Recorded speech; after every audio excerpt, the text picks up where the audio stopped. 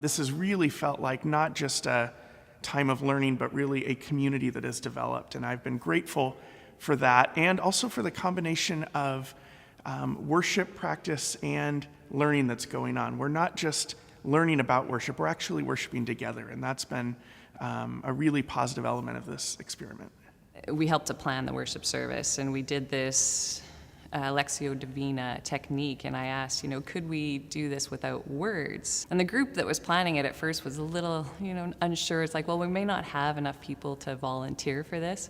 When we put out the invitation at the worship service, I'd say 3/4 of the group stood up, and we had all of these people. It was neat to see that there was that trust that was built, and people were willing to engage in the creative process in a way that they hadn't before, at least many of them hadn't. So this morning, during the morning prayer service, I was asked to dance. So that was really touching for me to experience that within Marquand Chapel, but also to have people see what it's like for me to interpret dance in a liturgical way.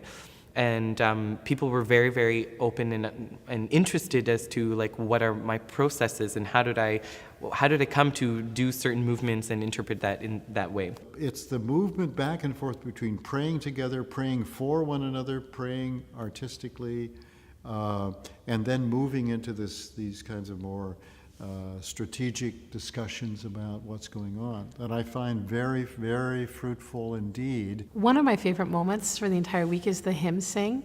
John Ferguson, who everyone calls the Ferg, puts this really wonderful night together, and I think it's a great opportunity for the community at large, the New Haven community, the Yale community, to come and participate, not just watch, not just observe, not just read it on a Twitter feed, but really participate body, mind, and spirit in what the ethos of the project is. One of the participants said to me that he's been to many conferences where he has felt that the worship services were more didactic and that he really wasn't worshiping. He was sort of there as an educational thing. And one of the things he's treasured in this experience was, no, that's not what was happening. He felt freed to worship, and yet it was such a rich diet filled with different options, but it was raised yet to this higher level, so it had a kind of integrity about it that really made it work. I didn't expect the freedom in worship that we've experienced, and I think that that's informed really our projects and how we're talking about our projects then when we come to the plenary sessions.